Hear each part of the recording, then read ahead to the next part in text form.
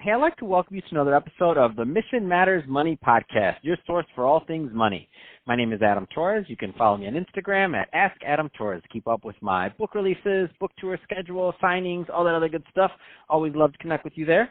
And as always, if you'd like to apply to become a co-author of one of my upcoming books, just head on over to the website, missionmatters.com, and click on Become an Author to apply. All right, so today is a very special Reunion 2020 episode. What is that? That's when I had a guest on in the past, and I liked them so much I had to invite him right on back.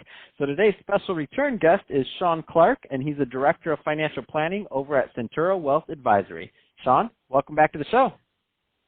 Thanks, Adam. Happy to be here. Oh, man, so you're the guy that I want on the line to talk about this. So we're going to talk about financial planning, some of the importance of of the financial planning process. But before we do that, I want to get a little bit, I don't want to assume that all of our new listeners caught your first episode. So let's talk a little bit more about what you're doing over at Centura Wealth Advisory. Tell us a little bit more about the firm, please. Sure. So at Centura Wealth Advisory, we are a wealth management firm.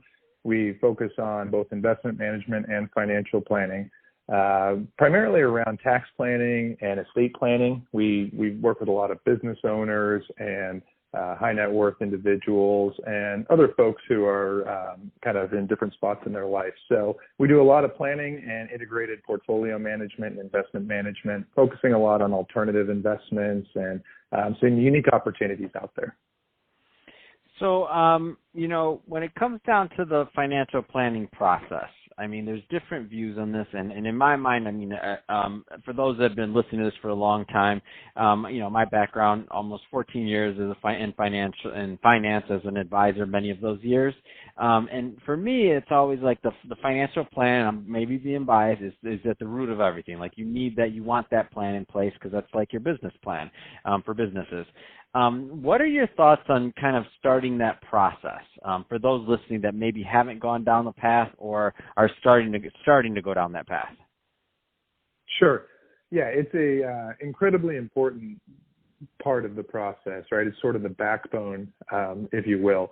And so for anybody that's considering getting starting in the overall planning endeavor, it's important to find somebody that you like and have a good rapport with and who's knowledgeable and who you think you can work with for a long period of time, because the plan that you start working with is going to be full of information and assumptions and other nuanced details that you're going to forget as time goes on, but your advisor won't. And your advisor will memorialize those things and capture them and will continue to evaluate those as related to different market conditions or changes in your own life or things of that nature. So they're really, the financial planners and financial advisors that focus on planning are really riding shotgun with you, and they're in your life to help worry about the things that you may not, always need to or may not be your domain. So they're going to help you with putting all that information together, using software to illustrate it to help you see how it affects you and how different choices you make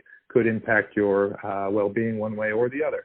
So I think the planning process as a whole is super important for all of your investment considerations, retirement considerations, savings, et cetera. So how you go about that is going to be really important. And I think an open, honest, clear process full of information gathering and detailed analysis is all part of that. So I would recommend anyone going into it to choose somebody that they think they're going to get along with for a long period of time and that they trust with this type of information.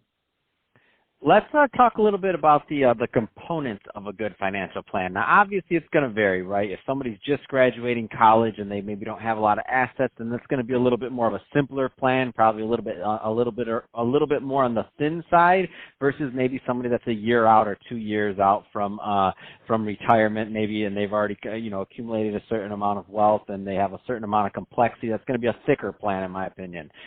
So sure. Tell us a little bit more about the components of a good financial plan, please.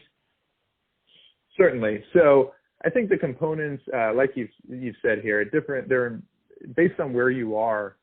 It can be stage of life or stage of wealth, because there's some young people who sold some companies and may never work again, So it just depends on where you are in your career, I think. And like you said, if you're just starting out of college or your situation is not that complex, pretty straightforward, you may be able to do some of the planning on your own. There's some online tools and things that may be able to help steer you towards good resources and information. There's a lot of, the industry's come a long way in that regard. So I think it's important to consider savings and how to invest for growth over time, how to take advantage of bear market conditions to add returns and things like that. There's certain things that you can focus on from a planning standpoint if you're trying to grow your wealth. However, if you're closer to retirement or you're selling a business, regardless of age, you may be more concerned about how to preserve that wealth or how to generate income from it or start new businesses with it or what have you. So there could be a number of different goals and objectives as related to different points in time. And as the wealth gets higher, the goals tend to become a little bit more complex just because there's more opportunities, right? You can invest in more things, you can transfer more money to more people, you can support philanthropy, et cetera. So in some ways, complexity is tied to wealth, but at the same time, just because you haven't acquired wealth yet doesn't mean you can't dive into a really detailed plan of how to save and how to invest now and over time to grow your wealth to get to where you want to be. No, well said, well said. So that being said, Sean, if somebody's listening to this, so two-part question. So if somebody's listening to this and they want more information on Centura Wealth Advisory, first off, what are typically the right types of clients to work with Centura Wealth Advisory, number one? And number two, what's the best way for them to reach out? Sure. So the types of clients that we work with are really business owners, high net worth individuals, and folks with tax problems. So tax problems I'll typically define as like $1 million of income or more. So in California, folks are paying $400,000 in taxes or so at that rate. That would be one demographic. Others are folks selling real estate or businesses, and they're looking to minimize the taxes that are going to be associated with the disposition of those assets. And then the third would be from a wealth transfer or estate planning standpoint. Typically, estates over $25 million are looking to generate some estate tax savings and putting plans around how to do that and transfer wealth to future generations effectively. So those are sort of the three demographics that we focus on at Centura Wealth Advisory. And anybody that's looking for more information on us, our firm, how we think about things, our people, process, any of that, they can go to centurawealth.com, and there's a wealth of information on there.